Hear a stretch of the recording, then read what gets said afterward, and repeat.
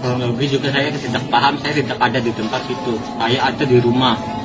Saya ada. Saka Tatal, 23, yang sejak tahun 2020 lalu dinyatakan bebas dari penjara, mengungkapkan kisahnya kepada media mengenai kasus pembunuhan dan ruda paksa terhadap Vina Cirebon dan pacarnya, Eki di kota Cirebon tahun 2016 lalu. Dalam wawancara di rumahnya yang berlokasi di dekat SMPN 11 Cirebon, Saka menceritakan pengalaman pahitnya. Ia menyampaikan bahwa sebelum ditangkap, ia sedang diperintahkan untuk membeli bensin oleh sang paman. Menurutnya, ia menjadi korban penangkapan tanpa alasan jelas. Di kantor Polres, Saka mengaku mengalami penyiksaan yang memaksanya untuk mengakui perbuatan yang tidak ia lakukan. Setelah bebas, Saka mengetahui adanya 3 DPO, daftar pencarian orang, dalam kasus ini. Saka juga menegaskan bahwa ia bukan anggota geng motor dan tidak memiliki motor sama sekali.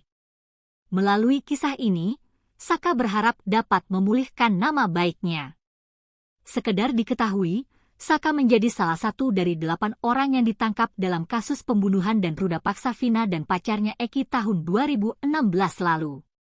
Saat peristiwa itu terjadi, Saka satu-satunya tersangka yang masih berusia di bawah umur.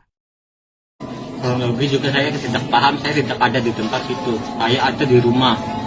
Saya ada waktu malam kejadian. Saya ada di rumah sama kakak saya, sama paman saya, sama teman-teman yang lainnya. Di malam itu. Terus malam peristiwa itu Saka ada di rumah. Di malam kejadian aja saya nggak ada di situ.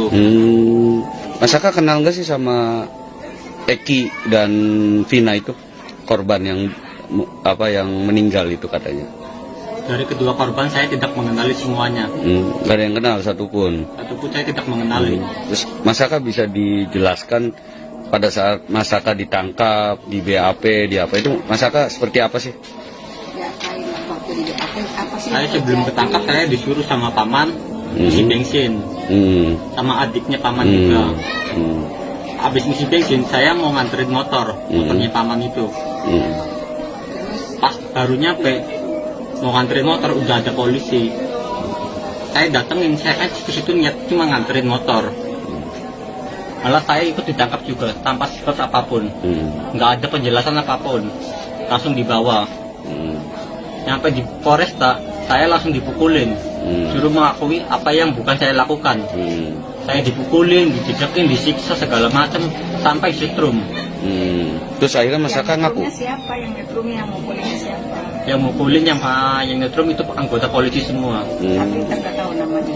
Namanya saya nggak tahu. Terus akhirnya ngaku Mas Saka. Akhirnya aku juga. Kenapa ngaku? Apa nggak kuat? Apa gimana? Akhirnya aku juga itu karena terpaksa.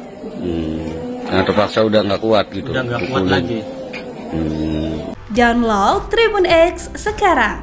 Menghadirkan lokal menjadi Indonesia.